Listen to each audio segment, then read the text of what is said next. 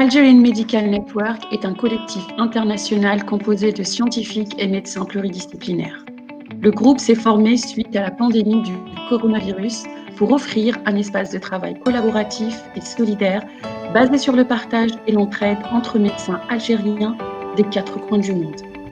Afin de partager nos échanges avec le plus grand nombre, nous avons lancé Allo Algerian Medical Network, des séquences courtes et claires pour aider nos confrères à la prise en charge clinique.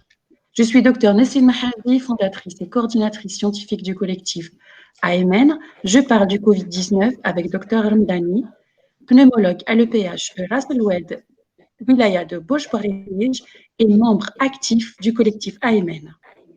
Dr Ramdani, nous avons un cas clinique posé par un médecin généraliste du collectif. Il s'agit d'une femme âgée de 70 ans avec une fièvre persistante et avec plus de 38,5 de fièvre du matin au soir. Elle a fait un Covid il y a un mois et est restée hospitalisée 15 jours. Elle est toujours fatiguée alors qu'elle est habituellement très dynamique. Le médecin nous précise que l'examen clinique est normal et qu'il a même fait une bandelette urinaire qui était donc négative. Bonjour, docteur Ramdani. Pourriez-vous nous éclairer, s'il vous plaît? Merci, docteur Mahazi Nsini, pour la présentation de ce cas clinique. Et donc là, je comprends qu'il s'agit bien d'une patiente âgée de 70 ans qui a été hospitalisée récemment, il y a un mois, pour une infection Covid-19. Une telle hospitalisation, donc, qui a duré 15 jours. Et depuis, la patiente présente toujours cette fièvre qui persiste, avec même une asthénie de plus en plus marquée, ce qui a même répercuté sur ses activités quotidiennes.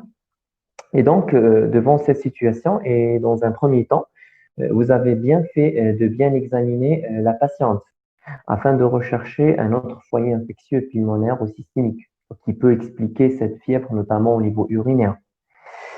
Car donc, dans ces situations-là, nous avons reçu dans notre pratique quotidienne pas mal des patients qui sont revenus à l'hôpital avec des syndromes infectieux clinico-biologiques et chez qui on a quand même pu diagnostiquer pas mal d'infections nosocomiales, dont la porte d'entrée pouvait être pulmonaire, digestif, tels que par exemple beaucoup de cas de colite à Clostridium difficile, urinaire dans un contexte nosocomial ou d'autres aussi. Et en dehors aussi de cette hypothèse infectieuse donc bactérienne, la persistance d'une fièvre post-Covid doit faire toujours penser à une réaction inflammatoire post-virale prolongée, donc qui va persister comme lors du fameux aura cytokinique d'origine immunologique dont on parle à partir du G7 à G10. Et donc, il s'agit donc des patients qui vont rester inflammatoires longtemps et cela se révèle cliniquement par une fièvre isolée, accompagnée souvent par la persistance d'un syndrome inflammatoire biologique marqué par l'élévation constante de la CRP lors des examens biologiques de contrôle. C'est-à-dire, donc, ce sont des patients donc, qui restent très inflammatoires.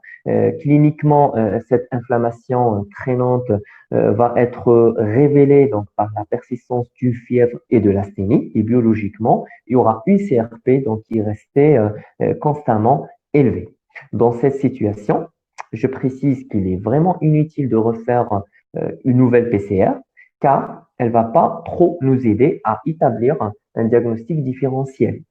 En cas de positivité, cela ne va pas nous permettre donc de voir et d'établir d'autres maladies infectieuses virales. Et en cas de négativité, donc cela ne va pas nous permettre donc d'éliminer une réaction inflammatoire systémique post-virale que je viens de la décrire. Voilà.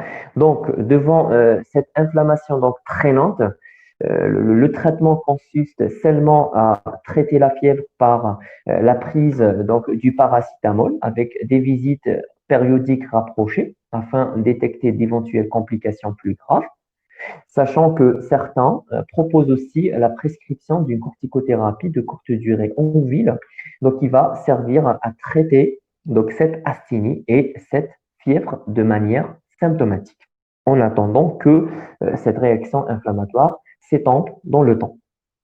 Mais je précise, avant de valider cette hypothèse, il est très important d'éliminer une éventuelle embolie pulmonaire, même donc en l'absence de tout signe respiratoire évocateur tel que la dyspnée et la tachycardie. Pourquoi? Parce que tout simplement, la COVID-19 est une maladie très thrombogène avec des tableaux cliniques qui peuvent être parfois totalement atypiques et marqués uniquement par la survenue de cette fièvre. Dans ce contexte, et compte tenu de la positivité très fréquente des dédimères chez des patients atteints de SARS-CoV-2, on propose, et afin de confirmer ou d'éliminer donc cette EP, de pratiquer systématiquement un angioscanner thoracique qui va nous permettre aussi d'explorer et de réévaluer l'état du parenchyme pulmonaire sous-jacent après cette infection COVID-19. Et si on trouvera des anomalies parenchymateuses nouvelles, tels que des signes de surinfection bactérienne, ça va nous permettre peut-être de poser le diagnostic d'une surinfection bactérienne, donc post-virale.